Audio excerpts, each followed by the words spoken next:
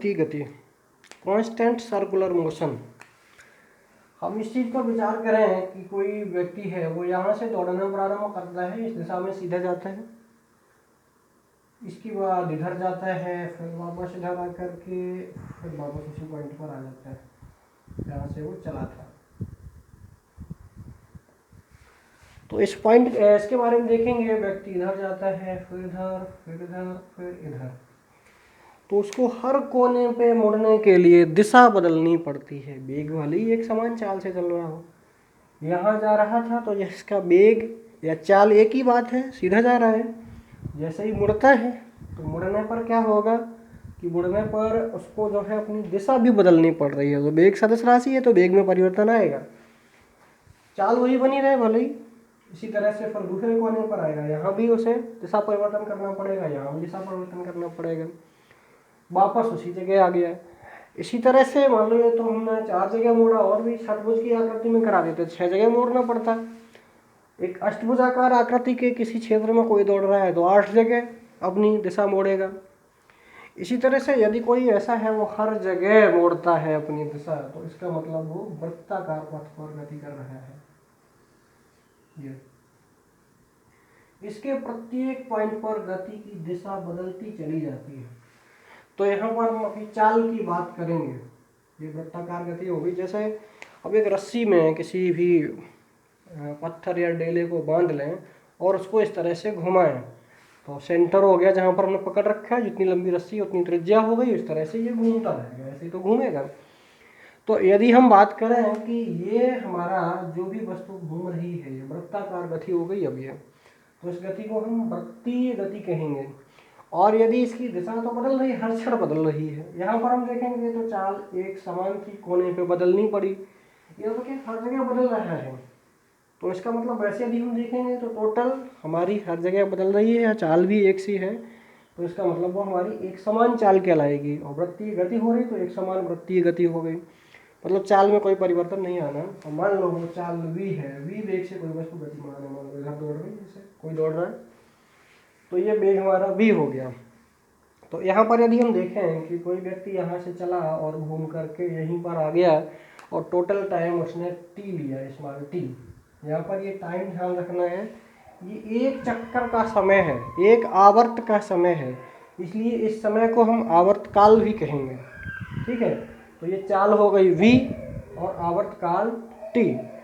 तो यहाँ पर यदि हम देखें इस वृत्त की त्रिज्या यदि r हो, यहाँ से यहाँ तक की दूरी, या हम कहें जिस पत्थर के टुकड़े को हम रस्सी मान करके घुमा रहे हैं तो उस रस्सी की लंबाई r हो गई। तो एक चक्कर में दूरी कितनी तय की, यदि हम उसकी चाल निकालेंगे तो चाल बराबर क्या आएगा, चाल बराबर दूरी बटे समय, चाल बराबर दूरी बटे समय।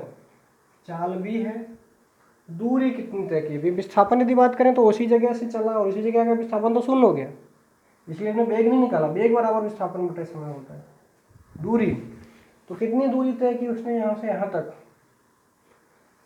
यहाँ से यहाँ तक पूरा एक वृत्त का चक्कर है, यानी कि वृत्त की परिधि के बराबर, वृत्त की परिधि के बराबर बटे जो टाइम लिया, समय लिया, उसको हमने क्या कहा, आवर्तकाल।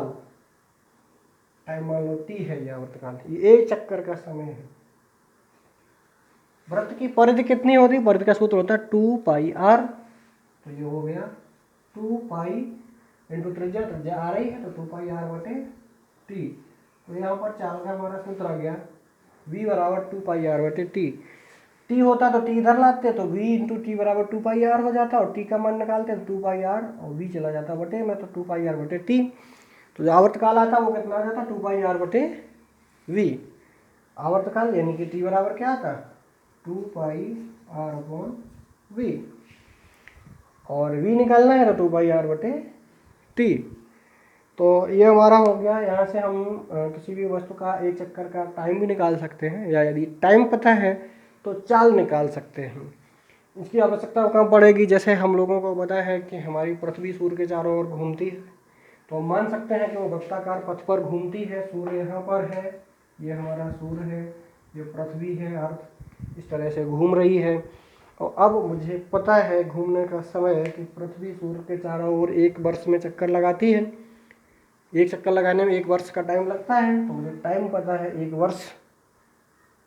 यहाँ से हम उसकी चाल निकाल सकते हैं। आर क्या है, ये पृथ्वी से सूर्य की दूरी हो जाएगी, आर के बराबर। तो ये मुझे दूरी पता हो, आर टाइम पता है, तो मुझे ये पता चल जाएगा कि कितनी स्पीड से पृथ्वी सूर्य के चारों ओर घूम रही है। तो इस तरह से वृत्तीय पथों पर चलते हुए किसी भी वस्तु यदि एक समान चाल से चल रही है तो उसकी हम इस तरह से कई जानकारियाँ हासिल कर सकते हैं। चंद्रमा पृथ्वी के चारों ओर घूमता है, वो भी उसकी वृत्तीय गति मान सकते हैं। हमारे कृत्रिम उपग्रह, जो भी उपग्रह हैं, पृथ्वी के चारों ओर चक्कर लगा करके छोड़ दिए जाते हैं, उनके आवर्तकाल, वेग, दूरी वगैरह के बारे में इन्हीं सूत्रों से या इस सूत्र की मदद से हम कई जानकारी हासिल कर सकते हैं।